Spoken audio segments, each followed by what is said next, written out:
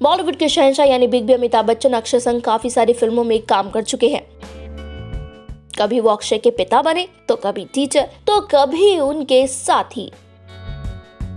ऐसे में big B, शहंशाह और अक्षय की सासू माँ से जुड़ा एक ऐसा किस्सा है जो शायद बिग बी कभी ना भूल पाए। इस बात से तो आप सभी वाकिफ हैं कि अमिताभ बच्चन की लाइफ में एक ऐसा दौर भी आया था जब वो तंगहाली और कर्जदारों से जूझ रहे थे। 1996 में जब बिग बी ने अमिताभ बच्चन कॉर्पोरेशन लिमिटेड की शुरुआत की और भारी अनियमितता व मिसमैनेजमेंट की वजह से कंपनी पूरी तरह घाटे में चली गई। इसी दौर में उन्होंने कमबैक मूवी मृत्युदाता बनाई थी, लेकिन ये भी सुपर फ्लॉप रही। तंगहाल मिस्टर बच्चन ने जैसे तैसे खुद को संभालने की कोशिश की, लेकिन हर वक्त कर्जदारों की लाइन उनका पीछा ही नहीं छोड़ रही थी।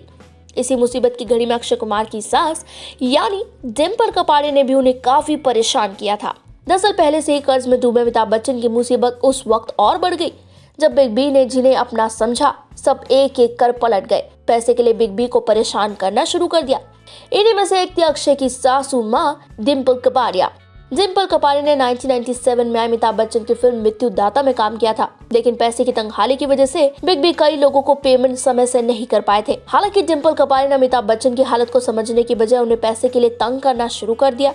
इसके लिए डिंपल ने कई बार फोन किया, यहाँ तक कि अपनी सेक्रेटरी को भी अमिताभ बच्चन के घर भेज दिया था। तंगहाली और कर्ज में डूबे अमिताभ बच्चन की परेशानी समझने की बजाय जब डिंपल ने उन्हें पैसे के लिए लगातार फोन किया तो ये बात अमिताभ को बहुत अखरी।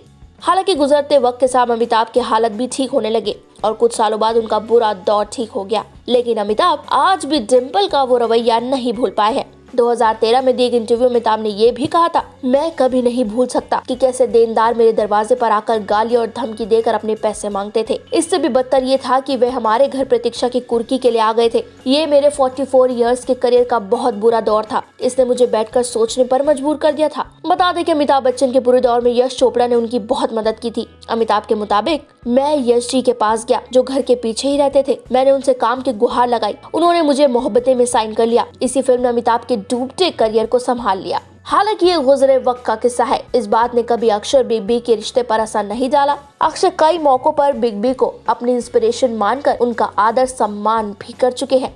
खैर, अमिताभ और अक्षय के और डिंपल के इस किस्से पर आपकी क्या है राय, देना ना भूलिएगा नीचे कमेंट सेक्शन में।